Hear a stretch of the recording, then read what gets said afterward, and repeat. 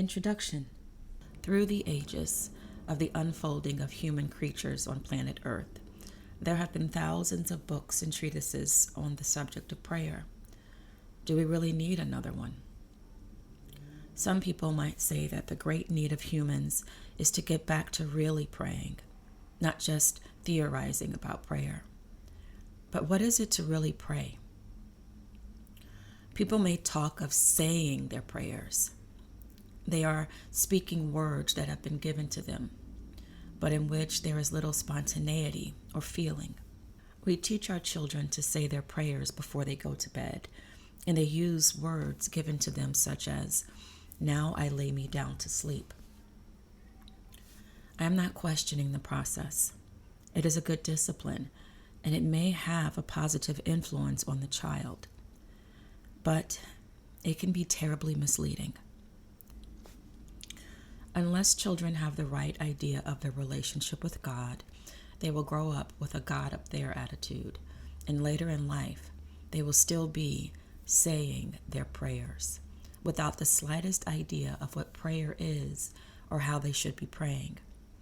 So there is a great need to unlearn errors. Jesus made it clear to his troubled disciples that though they were praying amiss.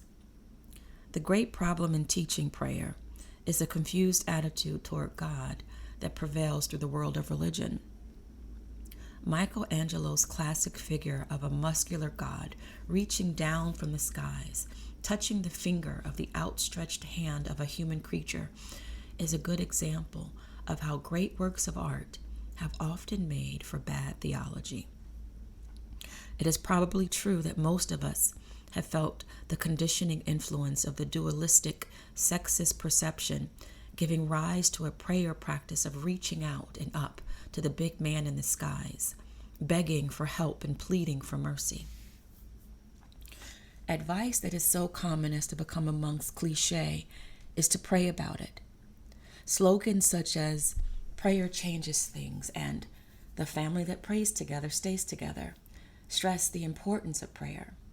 But they are built on the assumption that we know what prayer is. We need to ask such questions as, what do we mean by prayer? How should we pray? When there are so many different religions, each with its own techniques and beliefs, how do we know which is the right approach? How do we know, for instance, that our prayer is heard over the din of millions of people praying all over the world?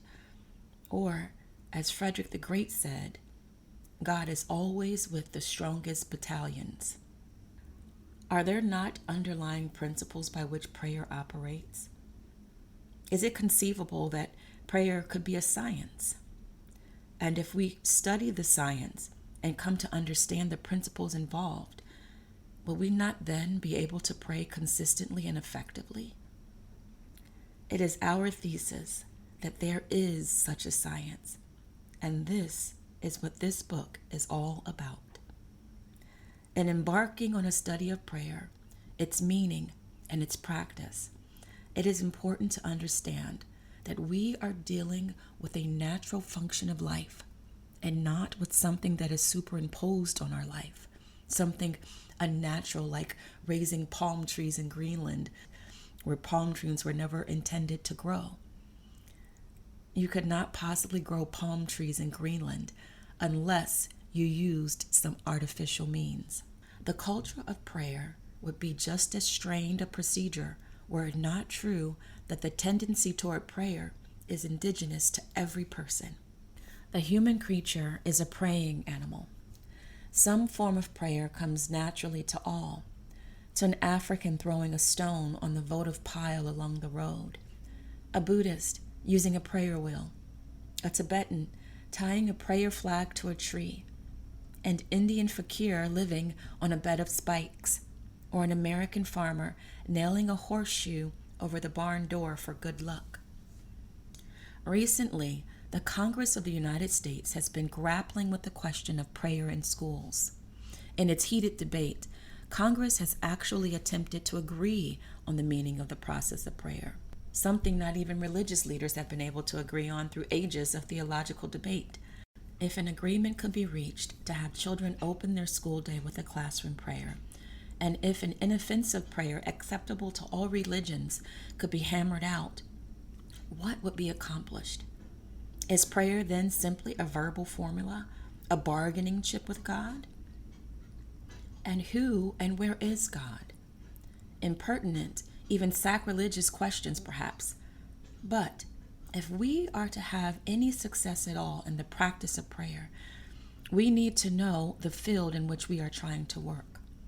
Because tradition has conditioned us to perceive God as up there among billowy clouds, as suggested by Michelangelo's classic painting on the ceiling of the Sistine Chapel. Prayer for most persons is reaching out and up, pleading, supplicating, and bargaining.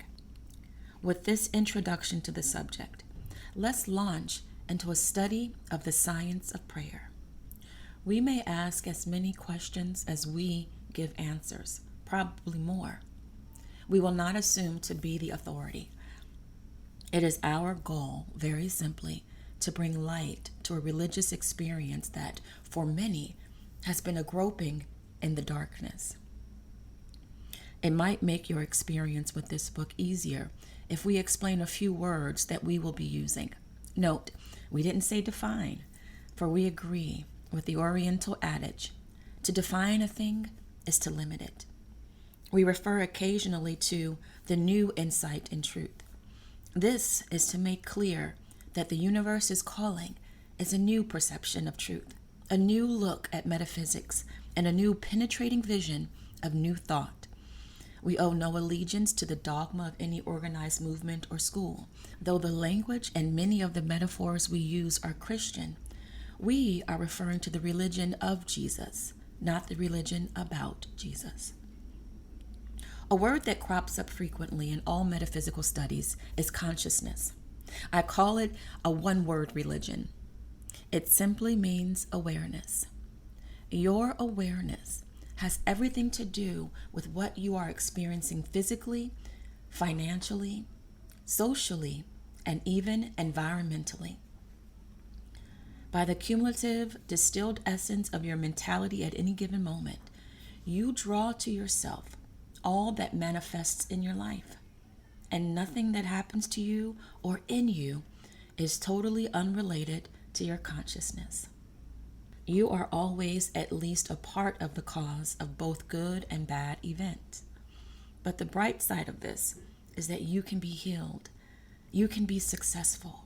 You can overcome problems by changing your consciousness. In this study of prayer, we will refer often to meditation. This word may conjure up a scantily clad guru sitting cross-legged on a chaise lounge with a demeanor of total bliss. Our practice of meditation will be somewhat less complicated. We will emphasize the need to get ourselves focused in mind, resting in the divine flow that rushes and streams into us from the supportive universe all around. Meditation is the central feature in prayer.